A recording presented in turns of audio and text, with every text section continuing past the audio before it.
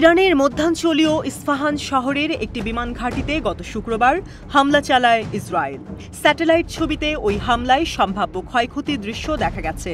শনিবার থেকে রবিবার সকাল পর্যন্ত ২৪ ঘণ্টায় দৃশ্যগুলো ধারণ করা হয়।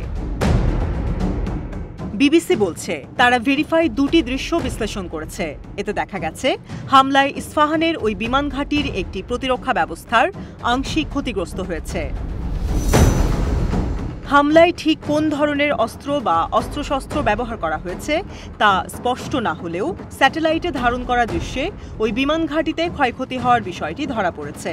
তবে হামলার পর এখনও পর্যন্ত ইস্পাহানের পারমাণবিক স্থাপনা থেকে কোনো ছবি পাওয়া যায়নি। আর জাতিসংঘের আন্তর্জাতিক পারমাণবিক শক্তি সংস্থা বলেছে, ইরানের পারমাণবিক স্থাপনাগুলোর কোনো ক্ষতি হয়নি। চলতি মাসের শুরুতে সিরিয়ার দামেস্কে ইরানি কনসুলেটে ইসরায়েলের হামলায় ইরানের কয়েকজন শীর্ষ সেনা কর্মকর্তা নিহত হয়।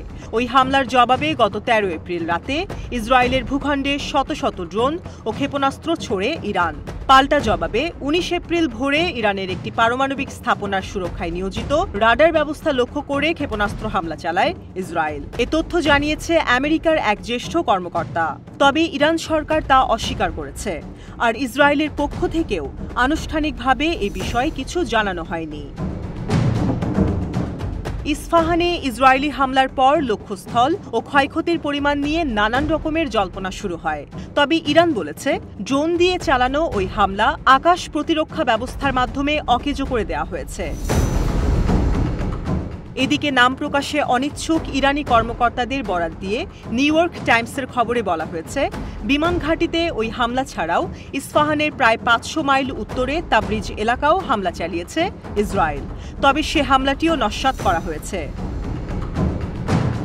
ইরানে হামলা চালানোর বিষয়ে ইসরায়েল আমেরিকাকে আগাম বার্তা দিয়েছে বলেও জানা যায়।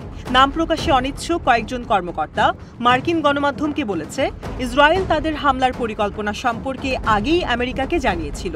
তবে ওয়াশিংটন হামলার বিষয়টিকে সমর্থন করেনি। ওই হামলার পর ইরানের বিপ্লবী গার্ড বাহিনীর ঘনিষ্ঠ আধা সরকারি বার্তা সংস্থা তাসনিম নিউজ একটি ভিডিও প্রকাশ করে। ভিডিওর ক্যাপশনে লেখা ছিল, ইস্পাহানের পারমাণবিক কেন্দ্র সম্পূর্ণ নিরাপদ আছে, যদিও সেখানে হামলার পর থেকেই কি পরিমাণ ক্ষয়ক্ষতি হয়েছে তা নিয়ে জল্পনা চলছিল। এর মধ্যেই স্যাটেলাইটের কিছু ছবি সামনে এলো।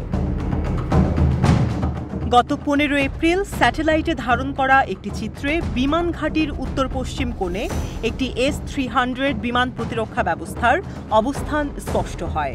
ওই বিমান প্রতিরক্ষা ব্যবস্থায় রাডার, স্বতন্ত্র ক্ষেপণাস্ত্র লঞ্চার এবং অন্যান্য সরঞ্জাম দিয়ে সজ্জিত বেশ কয়েকটি যানবাহন অবস্থান করছিল।